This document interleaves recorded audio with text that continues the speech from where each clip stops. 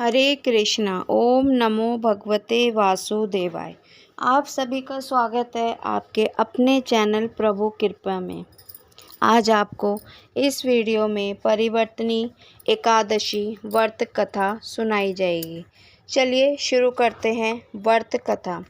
धर्मराज युधिष्ठिर बोले कि हे भगवान, भादों की शुक्ल पक्ष की एकादशी का नाम तथा विधि क्या है? इस एकादशी के व्रत को करने से कौन सा फल मिलता है तथा उसका उपदेश कौन सा है, सो सब कहिए। श्री कृष्ण भगवान बोले कि हे राजज्येष्ठ, अब मैं अनेक पाप नष्ट करने वाली तथा अंत में स्वर्ग देने वाली भादों के शुक्ल पक्ष की वामन नाम की एकादशी की कथा कहता हूँ। इस एकादशी को जयंती एकादशी भी कहते हैं। इस एकादशी की कथा सुनने मात्र से ही समस्त पापों का नाश हो जाता है। इस एकादशी के व्रत का फल वाजपेयी यज्ञ के फल से भी अधिक है। इस जयंती एकादशी की कथा से नीच पापियों का उद्धार हो जाता है। यदि कोई धर्मपरायण मनुष्य एकादशी के दिन मेरी पूजा करता है तो मैं उसे संसार की पूजा का फल देता हूँ। जो मनुष्य मेरी पूजा करता है उसे मेरे लोक की प्राप्ति होती है, इसमें किंचित मात्र भी संदेह नहीं। जो मनुष्य इस एकादशी के दिन श्री वामन भगवान की पूजा करता है वह तीनों देवता अर्थात ब्रह्मा विष्णु महेश की पूजा करता है। जो मनुष्य इस एकादशी का व्रत करते हैं उन्हें इस संसार में कुछ भी करना शेष नहीं रहता।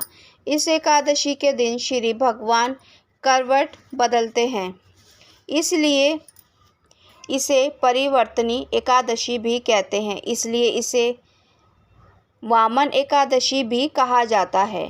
इस पर श्री युधिष्ठिर बोले कि हे भगवान, आपके वचनों को सुनकर मुझे महान संदेह हो रहा है कि आप किस प्रकार सोते और करवट बदलते हैं।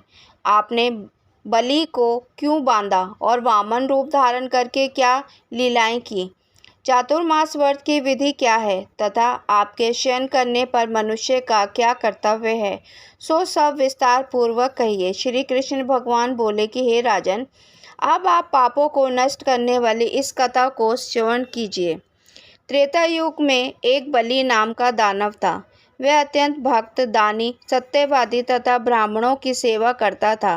वह अपनी भक्ति के प्रभाव से स्वर्ग में इंद्र के स्थान पर राज्य करने लगा। इंद्र तथा अन्य देवता इस बात को सहन ना कर सके और भगवान के पास जाकर प्रार्थना करने लगे। अंत में भगवान ने वामन रूप धारण किया। मैंने अत्यंत तेजस्वी ब्राह्मण बालक के रूप में राजा बलि को जीता। इस पर युधिष्ठिर बोले कि हे जनार्दन, आपने वामन रूप धारण करके बलि को किस प्रकार जीता, सो सब सविस्तार बताइए।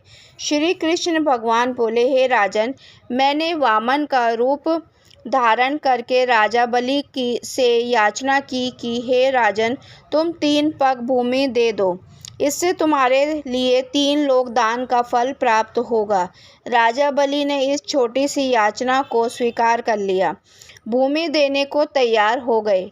तब मैंने अपने आकार को बढ़ाया और भूलोक में पैर, भूलोक में जंघा, स्वर्गलोक में कमर, महलोक में पेट, जनलोक में हृदय, तपलोक में कंठ और सत्यलोक में मुख रखकर अपने सिर को ऊंचा उठा लिया। उस समय सूर्य, चंद्र, नक्षत्र, इंद्र तथा अन्य देवता आदि शास्त्रानुसार मेरी स्तुति करने लगे। उस समय राजा बलि से पूछा कि हे राजन, अब मैं तीसरा पग कहाँ रखूं? इतना सुनकर राजा बलि ने अपना सिर नीचा कर लिया। उस पर मैंने अपना तीसरा पग रख दिया और वह भक्त दानव पाताल को चला गया। जब मैंने उसे अत्यंत विनती पाया तो मैंने उससे कहा कि हे बलि, मैं सदैव तुम्हारे पास ही रहूँगा।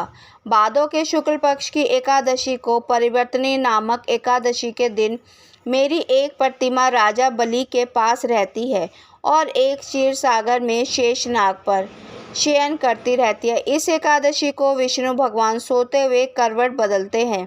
इस दिन त्रिलोकी के नाथ श्री भगवान विष्णु जी की पूजा की जाती है। इसमें चावल और दही सहित रूपा का दान दिया जाता है। इस दिन रात्रि को जागरण करना चाहिए। इस प्रकार व्रत करने से मनुष्य समस्त पापों से मुक्त होकर स्वर्गलोक को जाता है। जो इन पापों को नष्ट करने वाली कथा को सुनते हैं उन्हें अश्वमेघ यज्ञ का फल मिलता है। हरे कृष्णा। सभी को परिवर्तनी एकादशी की बहुत बहुत शुभकामनाएं। ओम नमो भगवते वासुदेवाय।